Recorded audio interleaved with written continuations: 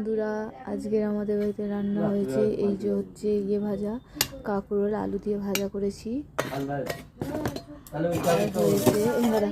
আর হয়েছে চিংড়ি মাছ দিয়ে ভাপা করেছি, ছোট ছোট চিংড়ি মাছ দিয়ে।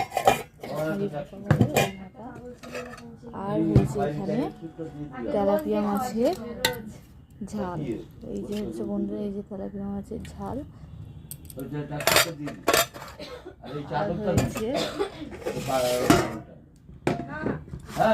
আর হয়েছে পাতলা করে চিকেনের ঝোল। এটাই আমাদের আজকে দুপুরবেলা মেনু।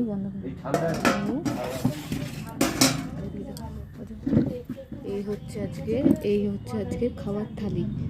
মাছের ঝাল, আর এই যে মাংস, আর এখানে আছে ভাজা, আর এখানে আছে চিংড়ি মাছের ভাপা। এটা হচ্ছে ভাজা, আর এটা হচ্ছে সাদা রাইস। কেমন লাগলো সেটা জানাবেন। আমার ভালো যদি লাগে একটা সাবস্ক্রাইব করে দেবেন, আর লাইক দেবেন, ঠিক আছে, একটা কমেন্ট করে দেবেন বন্ধু।